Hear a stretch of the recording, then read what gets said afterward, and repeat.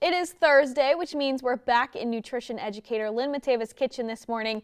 And today Lynn is showing us an easy trick that you can do that will help boost the flavor in any recipe. Check it out.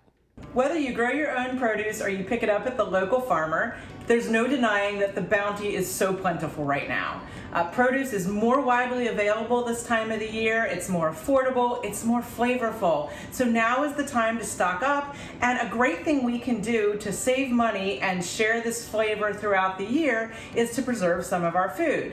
Now, in days gone by, we used to do a lot of canning in our society, and we would put stuff away so we had it all year. And due to the pandemic, that's kind of back, and a lot of people are getting back into it or learning how to do it for the first time ever. I'm going to show you something that's a little bit easier to do if you don't have the time or you don't yet know how to can. And if you want to learn how to can, by the way, you can contact the University of Maryland Extension, and we periodically offer workshops that do teach people how to do that. But I'm going to show you what I do with them. So all summer long, I've been collecting my tomatoes in this in these bags when I didn't have time to use them. You can hear they're frozen. And I freeze my tomatoes and I put them away for when I have time to use them to make sauces and soups and things like that. And so when I pull them out of the freezer, I want to do something with them so that they aren't just frozen mushy tomatoes. And one of the best things you can do with just about any kind of produce when you don't know what to do with it is to roast it. Now I'm doing it with fresh tomatoes today. You can absolutely use fresh. I just wanted to show you that you could use these frozen tomatoes this way. But so, and in my freezer, the ones I have are these Roma tomatoes, which they're kind of like the oblong small. They have low seeds, and they're typically used for pasta sauces. But you know what? My local farm stand had some larger tomatoes, so I'm just quartering them and then making slices of them, and I'm just layering them in this pan, if I can get them without dropping them. If I get clumps of seeds, I don't really want the seeds in my sauce, so I just kind of pull big pockets of seeds out. Luckily, these tomatoes do not have a ton of seeds. And then I just keep layering these pans. I'm gonna quarter another one. Looks like we need at least one more. And just layering these in the pan.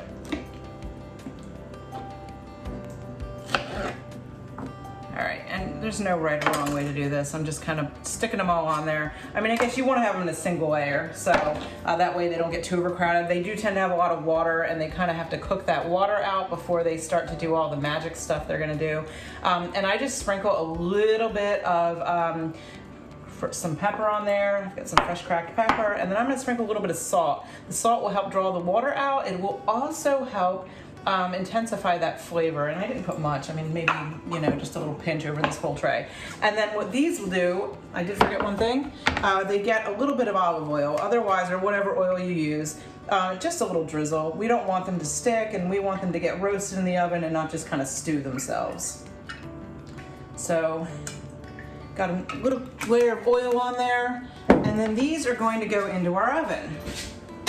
And then I've got a tray here that I roasted already.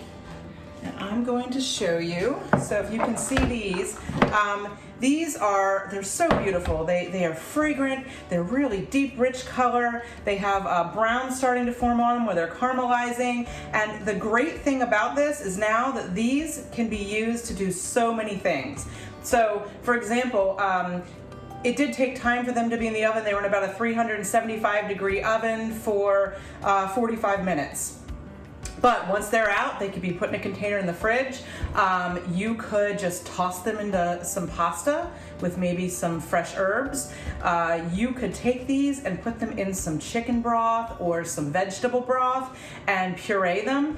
And it is the most flavorful, most amazing soup. It'll make your grilled cheese sandwich so happy. And I love doing this especially with my frozen tomatoes in the middle of the winter time. It's just kind of like a way to kind of bring summer out on a cold winter day when you really want like soup and a grilled cheese sandwich. And then the other thing that you can do with these, I mean, there's plenty of other things, but my other thing I love to do is I add these to a can of crushed tomatoes. I'll put in a little bit of tomato paste to thicken it, and just let them grind them up and blend them, and then let them kind of cook on the stove till it's all melded together. And the tomato sauce you get is much richer than the sauce that you buy in the jars in the store. And it's just great for doing all kinds of things with. Like, it's great for making things like pizza. You could top slices of eggplants or chicken with it, and then put cheese, and you've just got like this deep, flavorful, rich sauce. But the best part is that you bought these tomatoes, or you grew them, you know, and plucked them when they were at the height of freshness, the height of flavor.